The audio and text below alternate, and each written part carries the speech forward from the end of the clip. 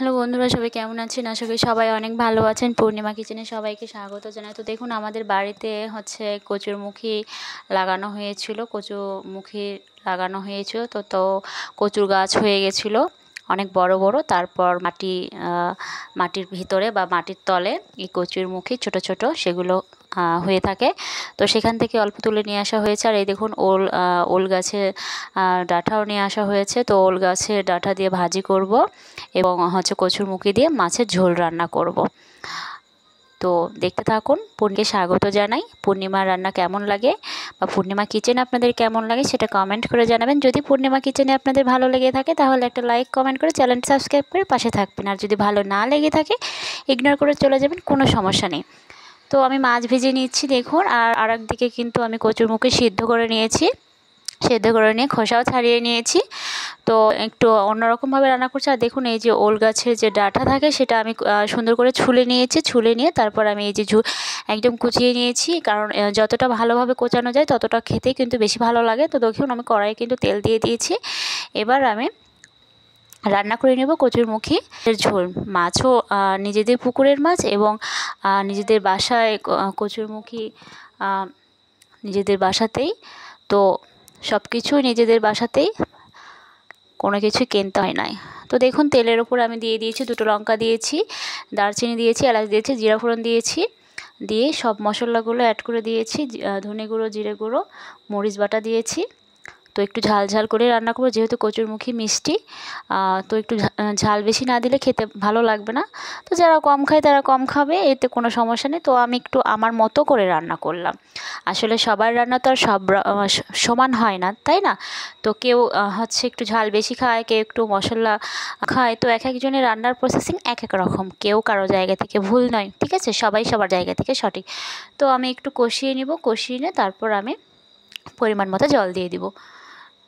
তো এটা নতুন রেসিপি বা এটা কোনো রেসিপি ইউনিক সেটা কিন্তু আমি বলছি না। তো আমি বাসায় যেটা রান্না করছি সেটাই আমি আপনাদের সঙ্গে শেয়ার করছি, জাস্ট এটাই। কারণ এটা একটা কাজের জায়গা, তো রান্নার চ্যালেঞ্জ সেহেতু সবসময় যে নিউ রেসিপি দিতে হবে তার তো কোনো মানে নেই। তো বাসায় যেটা রান্না করছি সেটাই আমি দেওয়ার চেষ্টা করছি। একটু কাজটাকে একটু গ্রো করার চেষ্টা করছি, কারণ ডাউন হয়ে গেছে আমি জানি। তো সব কিছু আসলে সময় এত পরিমাণে অভাব, তারপরেও আমাদেরকে সময় বের করে। তো ভেজে রাখা মাছগুলো আমি দিয়ে দিয়েছি। একটু ঝোল ঝোল নামাবো, খুব বেশি একদম মাখো মাখো করব না। তো আমি আমাদের বাসার অনেক গাছগাছালি ভরা, কচু গাছ আছে, প্লাস এই যে কচুরমুখী যেটা দিয়ে আমি মাছের ঝোল রান্না করলাম, সেই কচু গাছ লাগানো, মানে কচুরমুখী লাগানো হয়, ছোট ছোট মাটির তলে লাগানো হয়। তারপরে সেই কচুরমুখী থেকেই কিন্তু কচু গাছ হয়। আর গাছ যখন অনেক বড় হয়ে যায় তারপরেই কিন্তু এই কচুরমুখীগুলো অনেক বেশি হয় মাটির তলে, ঠিক আছে? সেখান থেকেই কিন্তু কচু গাছ তুলেই কিন্তু আপনার কচুরমুখীগুলো মাটির ভেতর থেকে বের করে নিয়ে ছাড়িয়ে এভাবে সেদ্ধ করে বা কেটে রান্না করে খাওয়া হয়। তো সেটাও আমি আপনাদের সঙ্গে দেখাবো একদিন। আর ওলের গাছও কিন্তু আছে।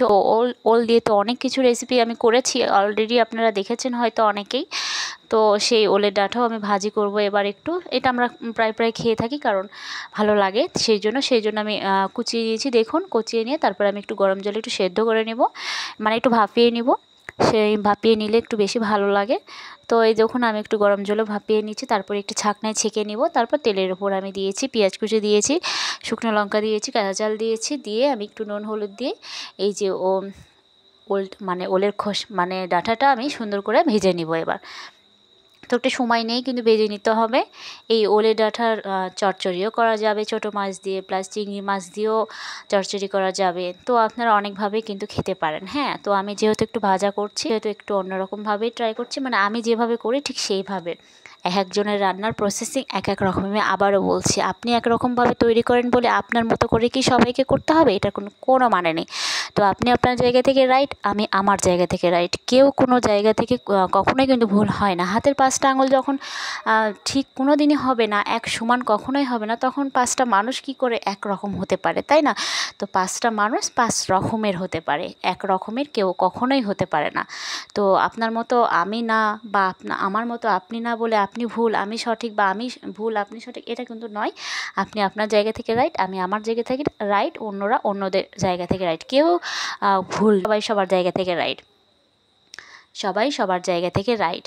তো যাই হোক, আমি আজকে এটাই রান্না করছি আমার ফ্যামিলির জন্য। সেটা আপনারাও আমার একটা ফ্যামিলি, সেই জন্য জাস্ট আপনাদের সঙ্গে শেয়ার করছি, কারণ আপনার মানে এই চ্যানেলটাও আমার কিন্তু একটা কাজের জায়গা। হ্যাঁ, তো আমি আজকে কী কী রান্না করেছি, কচুর মুখি দিয়ে নিজেদের পুকুরের মাছের ঝোল রান্না করেছি, পাতলা ঝোল রান্না করেছি, এবং ওলের ডাঁটার ভাজি করেছি। তো আপনারা দেখেই নিলেন, আর কেমন হয়েছে কমেন্ট করে জানাবেন।